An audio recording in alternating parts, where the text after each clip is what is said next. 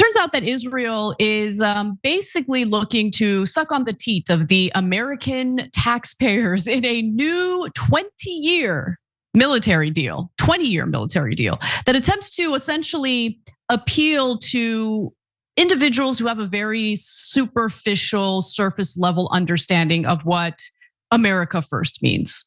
So, in other words, this proposal by the Israelis to the US government uses lingo and rhetoric that's meant to kind of entice our government into agreeing and going along with this deal.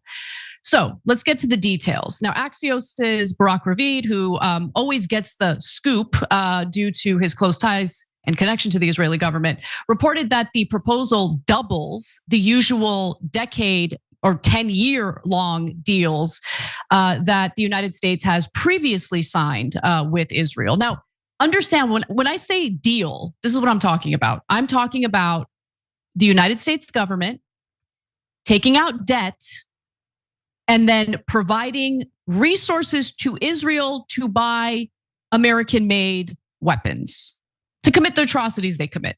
It's that simple, right? For their security.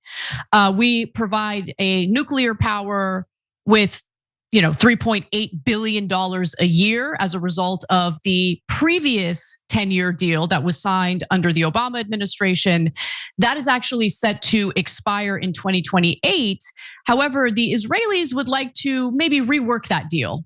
And I'm pretty sure they're going to look for more than $3.8 billion. So there have been 3 10-year framework agreements for long-term security assistance to Israel in 1998 to the tune of $21.3 billion. So that $21.3 billion, I want to be clear, is divided by 10, and every year they get a portion of that money. Then there was the deal in 2008. I don't know how much of a deal this is. I mean, it's a great deal for Israel. It's not really much of a deal for the United States or the American people. Sure, our weapons manufacturers love it. They get to make money off of this. But understand it's a redistribution of wealth from American taxpayers to a tiny group of weapons manufacturers. Let's keep going. The other deal, again, 2008, $32 billion. And in 2016, this was under Obama, $38 billion. Okay, so that doesn't even account for the 30 billion additional dollars that were provided to Israel since October 7th in order for them to carry out, well, everything that we've been seeing in the Gaza Strip. But Israel, again, actually wants to amend the military funding deal that's already in place, likely to get a little more cash out of us. So the current 10-year memorandum of understanding, that's what these so-called deals are called, signed in 2016 under Barack Obama, expires in 2028. Israel wants to conclude the new deal over the next year. So in regard to this new deal, Israel has floated 2 ideas. Okay, 2 ideas for changes in the upcoming security agreement. Now, I say upcoming security agreement because in my mind, this is just, it's gonna happen. There's usually no debate about it. Now, more and more Americans are waking up and realizing, hey, why exactly are we providing all these resources to Israel, a country that's actually doing better than the United States economically speaking? How does that make any sense? But these Americans aren't organized yet.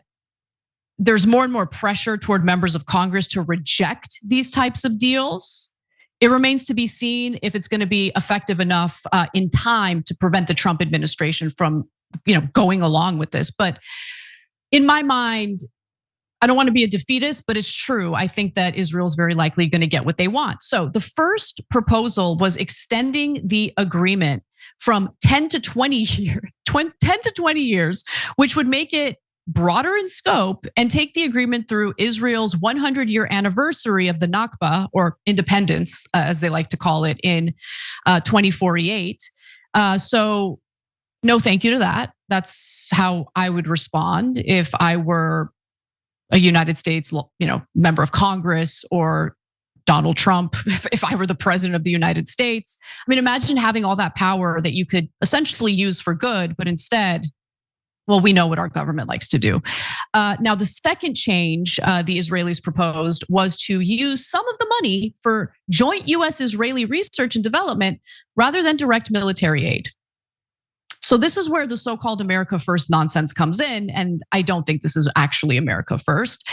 This could be in the field of defense tech, so essentially working with Israel on defense-related AI, no thank you, and the Golden Dome Missile Defense Project, an Israeli official said. Now, if you don't remember what the Golden Dome Defense Project is, President Donald Trump had floated the idea of the United States building an Iron Dome-like missile defense system, which, look, Israel is a tiny country, so the Iron Dome makes sense. It's a missile defense system that actually works and is effective for the most part because of the size of Israel.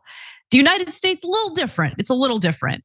But make no mistake about it, there's nothing America First about this. This is all about the United States, a country that's currently drowning in now $38 trillion in debt, taking out more debt, handing over these resources to Israel so they can engage in their empire building and expansionist policies in the Middle East. And to that I say no, I do not accept. Our government should not comply, but our government will comply. Although I will say, with all these leaks coming out, all the Jeffrey Epstein information we're getting about various powerful people, either currently in our government or formerly in our government, maybe with the cat out of the bag and without potential blackmail being used by Israel to get our lawmakers to go along with their, genocidal regime, maybe they'll change their minds. Who knows? We'll see. I doubt it, but maybe. Now, how likely is it that Israel will get its way with this 20-year deal that, again, drags the United States into more debt on behalf of a foreign country and foreign military? Very. And why do I say that? Well, interestingly enough, the Wall Street Journal also published a fascinating piece that I think coincides with what was just reported in Axios. It's titled, "The Gaza War Has Been Big Business for US Companies." So I actually want to apologize to the audience because I have actually focused much of my ire toward the corruption in our government, the likely disgusting pedophiles in our government, and more importantly, the Israeli government having far too much influence over our politicians. But you can't forget the fact, as I think I've done a poor job in drawing attention to this. You can't forget the fact that there are people in the United States who benefit handsomely from what's going on in the Middle East, from our so-called alliance with Israel. And those are defense contractors, weapons manufacturers. And that's exactly what the Wall Street Journal detailed in this piece. And so I want you guys all to remember that the Wall Street Journal has its editorial board, which is unhinged, super right wing. Like their lips are like chafed from how much they kiss Israel's ass. So forget about them because they're separate from the news division, right? The news division actually sometimes puts out really, really great reporting. And this is an example of that. So Benoit Falcon writes that the American company that has brought in the most Israeli business since the Gaza war began is Boeing.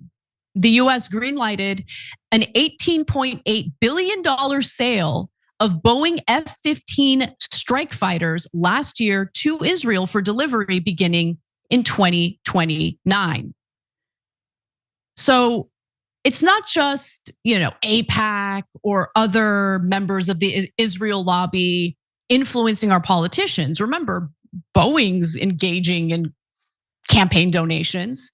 So are all the other defense contractors who are, making quite a bit of money with what's happening in the Middle East with the genocide in Gaza. Other companies that have secured approved weapons sales include Northrop Grumman, which provides spare parts for jet fighters.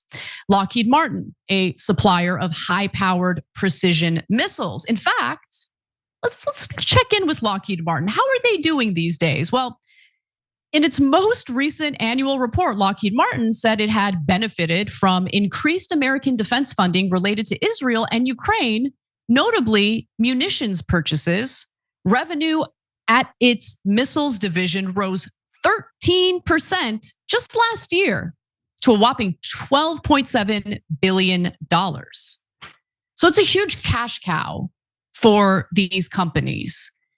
The alliance that the United States has with Israel isn't really beneficial to the American people or, quite frankly, the American government, with the exception of those who take the bribes and win their elections as a result of those bribes. But the people who really benefit from this alliance is the Israeli government. Those within the Israeli populace who think that the expansionist policy is the policy that makes sense, who feel entitled to stealing land in Gaza. They now occupy 58%. That's the latest report. Or the West Bank, where atrocities continue day after day, where Palestinians are driven out of their homes day after day. Israel's also occupying Lebanon as we speak, southern Lebanon to be specific. Now, General Dynamics, by the way, also is part of this. They are a defense contractor, weapons manufacturer, and they provide Israel with 120 millimeter shells for its Merkava tanks. So let's take a quick look at this fun graph because it's going to help you visualize just how much money the United States has poured into Israel since October 7th. That includes $18.9 billion for military aircrafts, $10.7 billion for missiles, $1.5 billion for military vehicles, and another $1 billion for artillery. And as we speak, the Trump administration is seeking congressional approval to provide another $6 billion in additional weapons to Israel. And that's according to the reporting in this piece by the Wall Street Journal. Think about what Trump is also up to simultaneously, or has been up to simultaneously. He's been fighting tooth and nail to deny Americans their full SNAP benefits. I'm talking about Americans living in poverty who are having trouble feeding their families. And when you look at the average benefit, monthly or weekly benefit to SNAP recipients, it's peanuts, but he has a problem with that. He's going to deny full benefits because of this whole government shutdown situation. God forbid, our government tap into reserve funds in order to make Americans whole when our Congress is too incompetent to do its job. But when it comes to another $6 billion for Israel, Trump isn't debating it amongst members of his cabinet. He's trying to convince Congress to authorize it, and they will. Because one thing that I know about our Congress is they're not really efficient at doing anything on behalf of the American people. But when it comes to war, when it comes to military spending, they're real efficient, real efficient. Every time you ring the bell below, an angel gets his wings. Totally not true, but it does keep you updated on our live shows.